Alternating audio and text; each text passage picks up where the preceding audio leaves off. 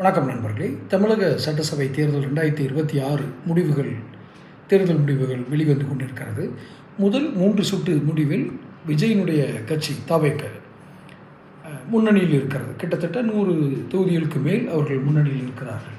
104 சரியாக சொல்வதென்றால் 4ஆம் தேதி 4 மே 2026 காலை 10:30 மணி அளவில் இருக்கிற நிலவரம் இது. இந்த நிலவரம் அப்படியே தொடர்ந்தால் தவேக பெரும்பான்மையான இடங்களை அதாவது பதவியேற்புக்கு பெரும்பான்மையான இடங்களை பெறுமா என்றால் கிட்டத்தட்ட நெருங்கி கொண்டிருக்கிறது.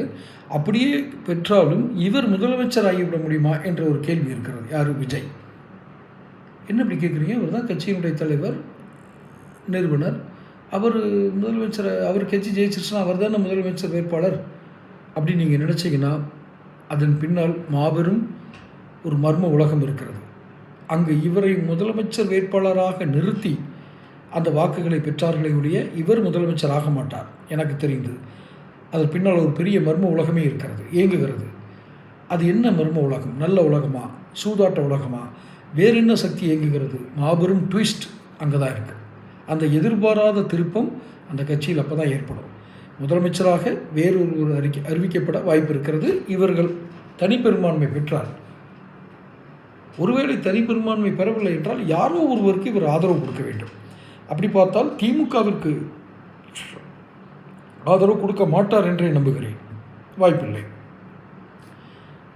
அதிமுகவுக்கு கொடுத்தால் கொள்கை எதிரியை ஆதரித்ததாகிவிடும். அதாவது பாஜக உள்ள வந்துடும்னு நினைப்பாங்க.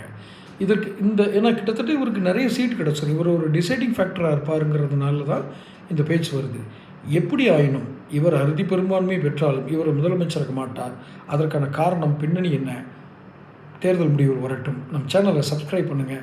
நீங்கள் சப்ஸ்கிரைப் பண்ணால் தான் நான் தொடர்ந்து அந்த அப்டேட் கொடுக்க முடியும். சப்ஸ்கிரைப் பண்ணுங்கள், நோட்டிஃபிகேஷன் பெல் பதிவு பண்ணுங்கள், உங்கள் கருத்துக்களை கமெண்ட் பாக்ஸில் பதிவிடுங்க. நன்றி.